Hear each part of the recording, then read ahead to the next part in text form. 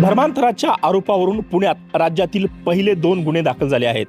पहिल्या प्रकरणात एका धर्मगुरूवर धर्म परिवर्तनासाठी आकर्षित केल्याचा आरोप आहे, तर दुसऱ्या प्रकरणात एका अल्पवयीन मुलीला धर्मांतरासाठी दबाव आणल्याचा आरोप आहे। विशेष म्हणजे हे दोन्ही गुन्हे महाराष्ट्र धर्म स्वातंत्र्य अधिनियम कायद्यानुसार दाखल झाले आहेत। खडक पोलीस ठाण्यात एका चर्चमध्ये वारकरी प्रतीकांचा जसे की टाळ, मृदुंग, तबला, भारूड यासारख्या प्रतीकांचा वापर करून धर्म परिवर्तनासाठी दबाव आणल्याचा आरोप आहे, तर दुसऱ्या प्रकरणात लुधियाना येथील एका अल्पवयीन मुलीला पुण्यात पळून आणलं आणि त्यानंतर विवाहाचं आमिष दाखवत तिच्यावर धर्मांतरासाठी दबाव टाकल्याचा आरोप आहे। या दोन्ही प्रकरणात नेमकं काय घडलं, धर्मांतरामागचं सत्य काय आहे आणि नवीन कायद्यानुसार पोलिसांनी कारवाई कशी सुरू केली, पाहूयात हा स्पेशल रिपोर्ट। एकीकडे धार्मिक कार्यक्रम, हातात टाळ, अभंग, भारूड आणि पोवाड्यांची मैफिल, आणि दुसरीकडे धर्मांतरासाठी आकर्षित केल्याचा गंभीर आरोप।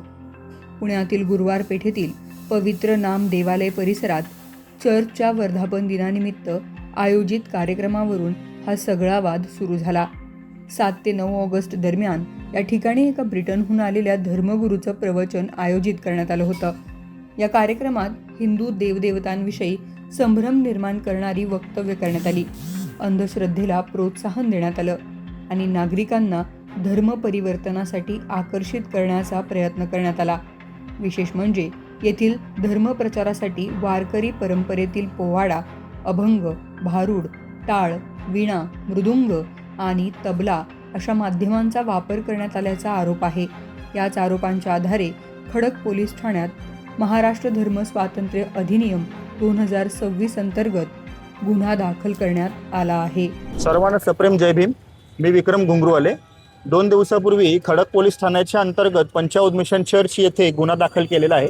एक ब्रिटिश नागरिक आहे, बिशप पंकज देवनूर त्यांचं नाव, OCI कार्ड धारक आहे, भारताचं नागरिकत्व सोडलेला व्यक्ती आहे। धर्मांतरण आणि तत्सम गोष्टी करण्यासाठी, धर्माचा प्रचार प्रसार करण्यासाठी तो भारतात आला होता आणि त्यांनी गुरुवार पेठेतल्या पंचावत चर्चमध्ये तशा करण्याचा प्रयत्नही केला।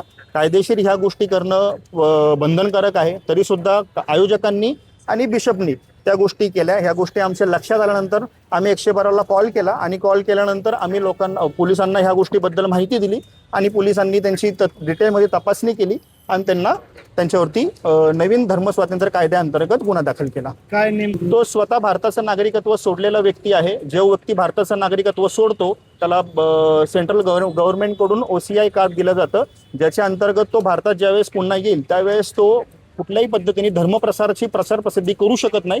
नेमका तोच गुन्हा त्या व्यक्तीने केला होता। त्या बाजूला चर्चमधल्या आतमधल्या बाजूला जिकडे स्टेजवरती तो थांबला होता त्याच्या मागच्या बाजूला त्यांनी मंदिराचा उल्लेख केला होता। इथं ज्यावेळेस तो कीर्तनाचं रूप देऊन जमलेल्या हिंदूंना, भोळ्या बापड्या हिंदूंना तो भक्तीचा मार्ग हा प्रभू ख्रिस्ताकडे घेऊन जातो अशा पद्धतीने सांगत होता।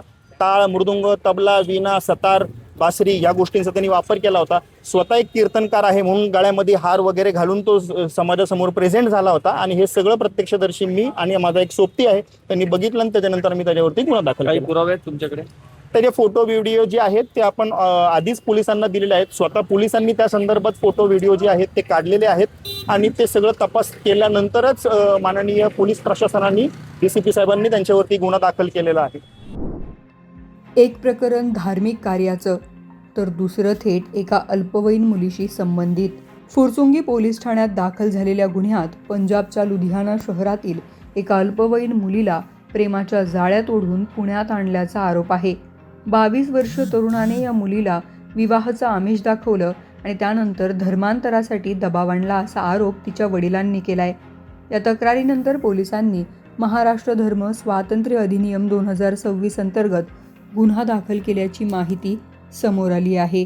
पुणे शहरामध्ये महाराष्ट्र धर्म स्वातंत्र्य अधिनियम अंतर्गत 2 गुन्हे दाखल झालेले आहेत। एक दिनांक 5/8/26 रोजी आणि दुसरा 9/8/26 रोजी हा दाखल झालेला आहे। पहिला गुन्हा जो आहे तो फुरसुंगी पोलीस स्टेशनमध्ये दाखल आहे, ज्यामध्ये श्री शिवकुमार रावत राहणार लुधियाना UP यांनी त्यांच्या मिसिंग मुलीबाबत तक्रार दिली होती आणि तिच्या शोधानंतर आल्यानंतर तिचं इथे धर्मांतरण करण्याचा प्रयत्न केला आणि तिच्यावरती प्रचार करण्याचा प्रयत्न केला। ह्या अनुषंगाने इथे पोक्सो कायद्याअंतर्गत आणि महाराष्ट्र धर्म स्वातंत्र्य अधिनियम कायद्याअंतर्गत फुरसुंगी पोलीस स्टेशनला गुन्हा दाखल झालेला आहे. त्याचा तपास सुरू आहे. त्याचप्रमाणे दुसरा गुन्हा खडक पोलीस स्टेशनला दिनांक 9/8/26 रोजी दाखल करण्यात आलेला आहे. त्याच्यामध्ये फॉरेनर्स अँड इमिग्रेशन ॲक्ट 2025 तसेच महाराष्ट्र धर्म स्वातंत्र्य अधिनियम या कायद्यान्वये गुन्हा दाखल झालेला आहे. त्याच्यामध्ये एक इसम जो ब्रिटिश नागरिक आहे तो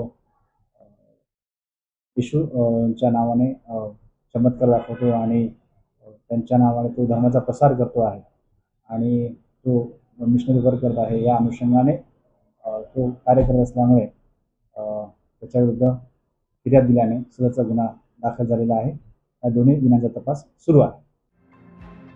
महाराष्ट्रात धर्मांतराच्या आरोपांवरून नव्या कायद्यानुसार कारवाईची चर्चा सुरू असतानाच पुण्यात दाखल झालेले हे 2 गुन्हे आता विशेष चर्चेत आले आहेत.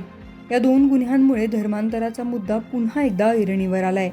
एका बाजूला धार्मिक कार्यक्रमावरून धर्म परिवर्तनासाठी आकर्षित केल्याचा आरोप आहे, तर दुसऱ्या बाजूला अल्पवयीन मुलीवर धर्मांतरासाठी दबाव आणल्याचा दावा करण्यात आलाय. आरोप कितपत खरे आहेत, आरोपींचा नेमका उद्देश काय होता आणि या नव्या कायद्यानुसार पुढची कारवाई काय होते याकडे आता सर्वांचं लक्ष लागलंय. पुण्याहून किरण शिंदेंचा रिपोर्ट, लोकमत.com.